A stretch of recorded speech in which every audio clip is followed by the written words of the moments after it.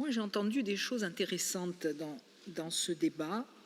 J'ai entendu d'abord plusieurs élus de l'opposition reconnaître la clarté des choix du président, reconnaître que c'était un homme de terrain qui connaissait la problématique, qui était bien imprégné de tout ce que chaque élu vivait sur son territoire, et que la prise en compte, elle ne pouvait être qu'à ce moment-là bien considérée. J'ai l'impression, moi, parce que ça fait quand même depuis 2006 qu'on est dans le circuit, c'est pas aujourd'hui. On était à Ponteleccia en 2006 pour contester l'incinérateur.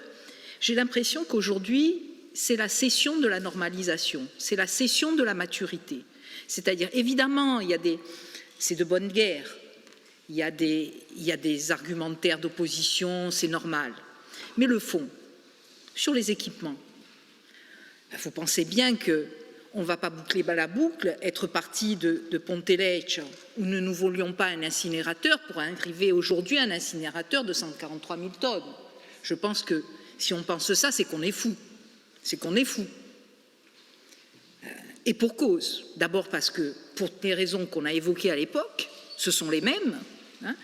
Et puis aussi parce que lorsqu'il s'agit de l'incinération, de la valorisation énergétique des déchets ultimes, c'est pire encore. Parce que nous savons que lorsqu'on transforme, on veut aboutir à des CSR, il y a des catégories, que déjà le coût du CSR est excessivement cher, que pour obtenir la catégorie 1, qui est celle qui est rentable, il faut trier au maximum et bien trier, et que ça c'est rare, et que c'est cette valorisation, c'est cette catégorie-là seulement qui se vend bien, sinon dans les autres régions, ils les ont sur le dos, ils ne savent pas quoi en faire. Donc vous pensiez bien qu'on ne va pas se mettre un incinérateur à 143 000 tonnes au prix où coûte l'incinérateur et au prix où coûtent les CSR. C'est une utopie. Alors ça, aujourd'hui on le dise dans l'hémicycle, ça va faire demain, ça va faire un peu de débat dans les journaux, mais oyante, abidi, siamo tutti di Vigianello. Et ce débat,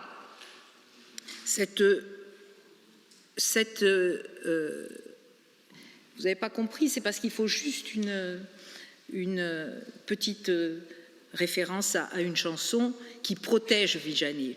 Et nous sommes tous ici, et je pense que vous l'êtes tous comme nous, protecteurs, et nous ne voulons plus des grands centres urbains de Vigianello, des grands centres de stockage de Vigianello, tout enfouissement, nous n'en voulons pas. Donc on ne va pas nous accuser aujourd'hui de choses qui n'ont jamais été portées par l'exécutif et par ses représentants. Donc moi je dis qu'aujourd'hui c'est la cession de la normalisation, c'est le plan de la disparition du sac noir, où on était complètement déresponsabilisé, où dedans on y mettait et les déchets humides et les déchets, les emballages, etc., etc. Et ça change tout. Ça change tout. C'est toute la différence. C'est qu'à partir du moment où on va distinguer, on va trier différemment, on va détourner les biodéchets, il ne va rester que les déchets inertes.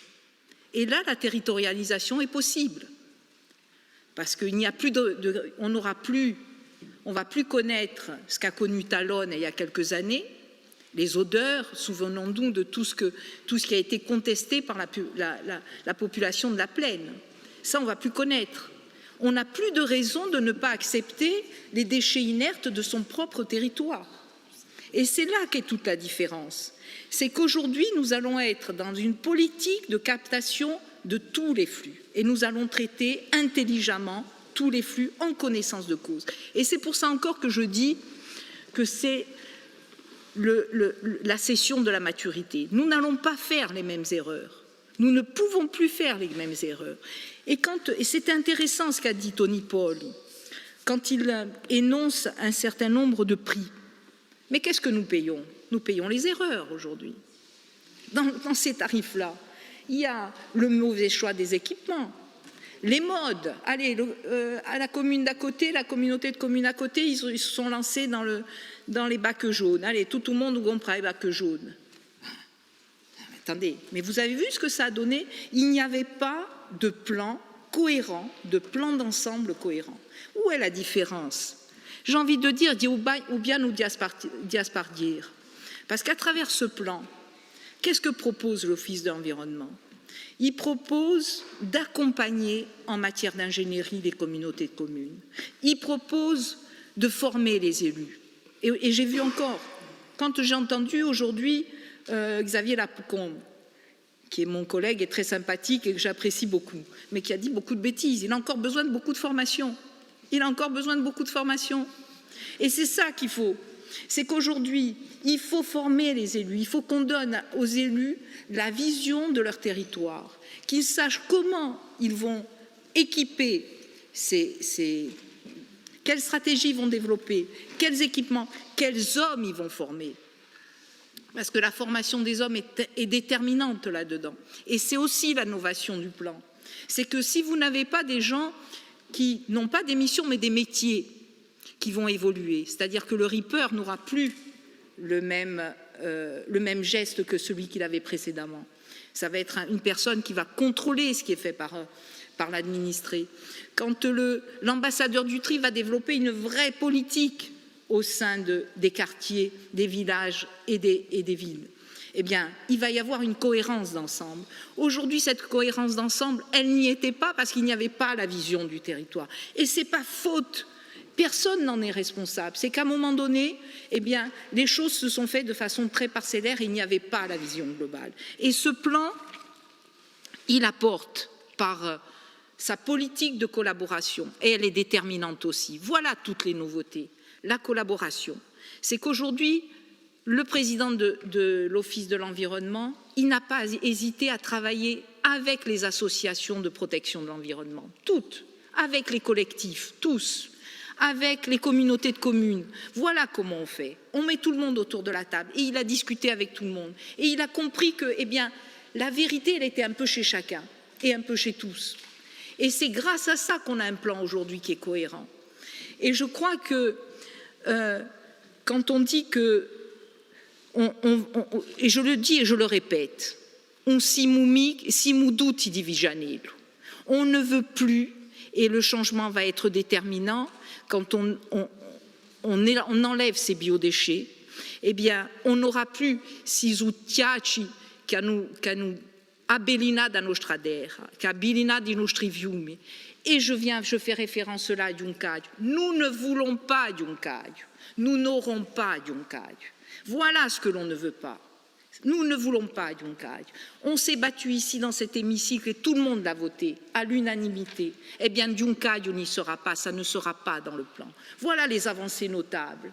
Ça, ce sont des avancées. Il n'y aura ni incinération, telle qu'on l'avait vu en 2006. Il y aura probablement des CSR, mais évidemment, c'est une contrainte de l'État aussi.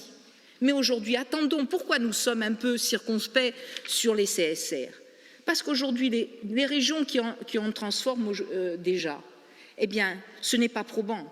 Donc on se dit que dans 5 ou 6 ans, comme tout évolue dans le domaine des déchets aussi, eh bien, il y aura peut-être des solutions qui seront mieux adaptées, en tous les cas, mieux portées par chacun. Donc, c'est le plan de la responsabilisation. C'est le plan de la collaboration. Voilà où sont tous les changements selon nous. Et c'est un plan qui va nous amener. Le déchet ne va pas être considéré comme un handicap, comme une contrainte, comme quelque chose qui est problématique. Mais ça doit être aujourd'hui un secteur d'activité.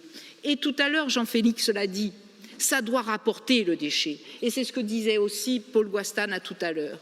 C'était finalement ce déchet qu'on doit transformer en valeur et une valeur fiduciaire, une valeur financière. Et c'est ça qui est important. Voilà un petit peu, en quelques mots, il y aurait tellement à dire, on pourrait y passer des heures, mais je crois que le tournant est considérable. Je crois que ce que vous avez fait, Monsieur le Président, non siamo mica qui per lustrarci gli scarpi, manca pena, siamo qui per cambiare corsica e cambiare qualcosa che è una vera problematica. Allora, io penso che sul lavoro è un lavoro serio, un lavoro di collaborazione e un lavoro che secondo me ha da portare i suoi frutti.